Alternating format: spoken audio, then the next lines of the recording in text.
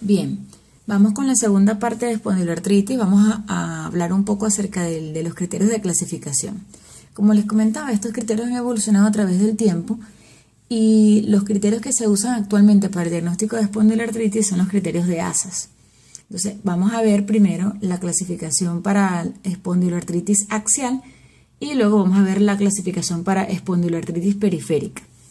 Para espondiloartritis axial, estos criterios se los vamos a aplicar a personas que tengan lumbalgia inflamatoria, que tengan sean menores de 45 años y que nosotros encontremos cualquiera de estas dos situaciones. Una, que esa persona tenga presencia de sacroileitis con imágenes, más un criterio de espondiloartritis, ya vamos a ver cuáles son esos criterios, o que tenga la presencia de HLA-B27 positivo con dos criterios al menos de espondiloartritis.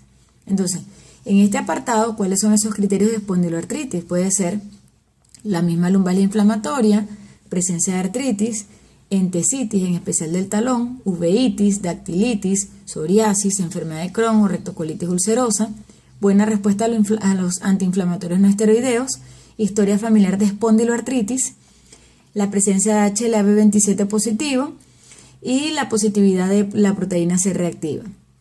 Cuando nos referimos a sacroileitis en la imagen, nos estamos refiriendo a que esa persona tenga un diagnóstico de una sacroileitis definitiva según los criterios radiológicos de Nueva York o que tenga sacroileitis sugestiva por imagen de resonancia magnética o que tenga cambios sugestivos en la columna que apoyan la teoría de que pueda tener una espondiloartritis. A nivel de atención primaria, no es recomendable que se solicite resonancia magnética. Esto ya más para el especialista, pero usted puede solicitar una radiografía de pelvis o un poco más específica para ver sacroiliacas, que es la posición de Ferguson. Esta posición permite ver las sacroiliacas bastante bien. Recordemos que la única desventaja es que en individuos que tienen menos de 4 años de afectación con la lumbalgia inflamatoria, puede que no veamos alteración alguna y que reportemos la radiología como normal. Estos son los criterios de clasificación para la espondiloartritis periférica según el grupo ASAS. Vemos que el criterio obligado es que la edad de inicio sea menos de 45 años. Los criterios necesarios es que el individuo tenga artritis, entesitis o dactilitis y que esté acompañado de uno o más de los siguientes: de una infección previa, en especial en el primer o segundo mes previo de estar presentando los síntomas, que haya tenido uveitis, psoriasis, enfermedad inflamatoria intestinal o la presencia, como por ejemplo la enfermedad de Crohn o rectocolitis ulcerosa, que tenga la presencia de HLA-B27 positivo o que tenga dos o más de los siguientes: artritis, entesitis, dactilitis, lumbalgia inflamatoria o una historia familiar de espondiloartritis. Existen ciertas manifestaciones articulares también que debemos hacer énfasis en la psoriasis, recordando que la psoriasis también es una enfermedad perteneciente al grupo de las espondiloartritis y por la alta frecuencia que tiene esta enfermedad en la población, la psoriasis, de hasta 3% de prevalencia en la población general. Entonces es importante que conozcamos las manifestaciones articulares que pueden hacernos pensar en que este paciente está teniendo una artritis psoriásica. La psoriasis es una enfermedad crónica e inflamatoria de la piel que puede afectar de 1 a 3% de la población general. La artritis psoriásica o APSO es una enfermedad inflamatoria crónica articular y extraarticular que está relacionada con la psoriasis. La frecuencia de artritis psoriásica en pacientes con psoriasis puede variar entre el 10 al 40%, es decir, que es una prevalencia alta. Es decir, que nosotros debemos de estar pendientes en todas las personas con psoriasis si puede haber afectación o no desde el punto de vista articular. La artritis psoriásica tiene casi igual proporción entre hombres y mujeres y la edad promedio de inicio entre la cuarta y década de la vida, entre la tercera y cuarta década de la vida, es decir, entre los 40 y tantos y los 50 y tantos años. Se manifiesta en 7 a 10 años después del inicio de la psoriasis y un 15% tiene artritis psoriásica antes de presentar la psoriasis, es decir, que hay que tener en cuenta este dato porque un paciente puede acudir con síntomas de espondiloartritis y puede ser que le hagamos el diagnóstico en ese momento porque no sabía que tenía psoriasis por una onicopatía o por alguna lesión cutánea, o puede ser que haga primero los síntomas y al tiempo, a los años, haga la evolución de la psoriasis. En cuanto a las manifestaciones clínicas de la artritis psoriásica, puede estar o no acompañada de psoriasis o podemos tener artritis psoriásica sin psoriasis en esa persona. Se puede manifestar como monoartritis, como oligoartritis o poliartritis de pequeñas y grandes articulaciones. Una de las características es que este compromiso es generalmente asimétrico y hay una particularidad de que afecta a las interfalángicas distales. Es frecuente la entesitis calcánea, la talalgia, muy frecuente. Hay dactilitis, hay lumbalgia inflamatoria y puede tener manifestaciones extraarticulares como la misma psoriasis, la onicopatía por psoriasis, la uveitis, iritis o conjuntivitis. Y algo importante es que la raquel inflamatoria muchas veces también se manifiesta como una cervicalgia inflamatoria, cosa que no se ve, por ejemplo, en la espondilitis anquilosante, en donde más bien el compromiso es de abajo hacia arriba. Aquí en la psoriasis pareciera que es más desde arriba hacia abajo en el esqueleto axial. Aquí vemos unas imágenes de onicopatía por psoriasis. Muchas veces el paciente confunde esto con presencia de hongo en las uñas, entonces hay que preguntarle bien acerca de estas lesiones. Fíjense que aquí prácticamente se destruyó lo que es la uña, toda la uña, y el compromiso es bastante importante. Aquí vemos el famoso piqueteado de la uña o pitting unguial o puntillado. Esto se refiere a estos múltiples hoyuelos que se hacen en la uña y que corresponden a la inflamación que está ocurriendo en el lecho unguial. Y esto pues es un signo también bastante característico en la psoriasis. No es un signo patognomónico porque lo podemos también ver en otras enfermedades como la dermatitis atópica, pero nos ayuda bastante cuando tenemos un contexto clínico apropiado. También tenemos las artritis mutilans.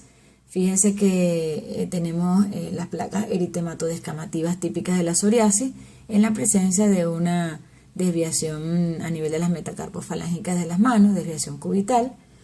Esto es afortunadamente un pequeño porcentaje de pacientes que manifiesta este tipo de artritis mutilan, que es bastante dramática. Aquí vemos también los dedos telescopados por su semejanza con un telescopio, porque ven como que si el dedo estuviera incluido en la parte proximal. Y para clasificar a esta psoriasis hay diferentes criterios de clasificación. Tenemos los criterios de Ray y Moll, tenemos los criterios de Caspar, que son los más utilizados. Estos criterios de Ray y Moll se refieren a la artritis de las interfalángicas distales, la monoartritis u oligoartritis asimétrica, la poliartritis simétrica, que se parece mucho a la artritis reumatoide, el compromiso axial o la variedad espondilítica y la artritis mutilans, que ya vimos en la foto. Entonces, estos son los 5 tipos que tenemos. Fíjense que aquí tenemos una dactilitis, hay compromiso de las interfalángicas distales. Aquí tenemos alguna remembranza en las artritis mutilans. Vemos la variedad espondilítica y así. Los criterios Caspar para diagnosticar a la artritis psoriásica son la presencia de enfermedad inflamatoria articular, bien sea periférica, axial o espinal, o entesítica, con 3 o más de los siguientes: que tenga presencia actual de psoriasis, que tenga historia personal, porque puede ser que no tenga las lesiones de psoriasis en ese momento, o que tenga un familiar con psoriasis, generalmente primer o segundo grado. Que tenga onicopatía por psoriasis, en esto pues muchas veces si nos queda la duda podemos solicitar apoyo con el dermatólogo. Que tenga el factor reumatoide negativo por norma, aunque puede haber algunos pequeños casos en esto esté positivo, pero por norma usted se va a aprender en que el factor reumatoide está negativo. La dactilitis en la actualidad, en el momento en que lo estamos evaluando, o que tenga historia previa de dactilitis, que tenga evidencia de neoformación ósea yuxtaarticular, bien sean las articulaciones axiales o periféricas. Aquí vemos ciertas características de la artritis psoriásica desde el punto de vista radiológico. Fíjense que afecta a las articulaciones sinoviales y cartilaginosas, así como también las entesis. La distribución de esta artritis va a ser más asimétrica que simétrica.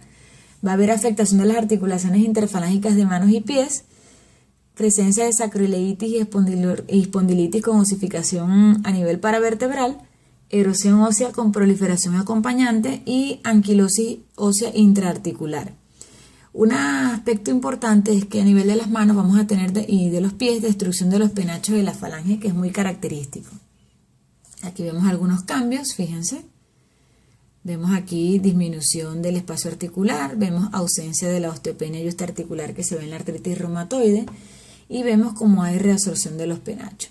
Vemos también algunos puntos de neoformación ósea, como aquí por ejemplo, fíjense aquí, y vemos esta imagen muy típica que es una imagen llamada en lápiz en copa o pencil en cup, que es que la falange proximal se ve como inmersa en la falange distal.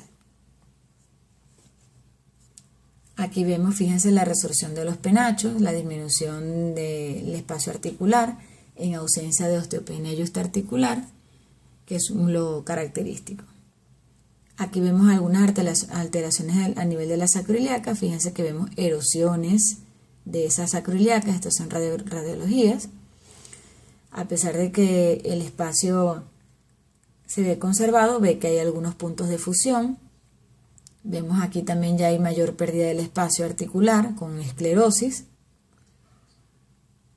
Es decir, que las articulaciones sacroiliacas es una articulación que no podemos dejar de evaluar primero desde el punto de vista del examen físico, con las maniobras de Patrick, con las maniobras de apertura y cierre de pelvis, y luego entonces desde el punto de vista radiológico.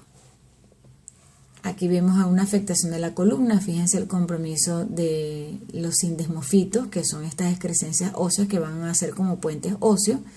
Fíjense, el compromiso es asimétrico, es muy característico en la artritis por psoriasis, porque lo clásico en la espondilitis anquilosante es que sea completamente simétrico.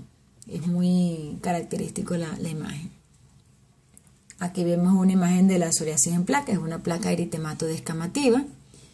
Normalmente estas placas pueden ubicarse en los codos, en las rodillas, en los miembros superiores, miembros inferiores en general, también periumbilical, también a nivel del cuero cabelludo, de modo que nosotros tenemos que evaluar prácticamente al individuo desnudo para poder evaluar si hay alguna zona que pueda tener alguna lesión eritematoso-descamativa de este tipo.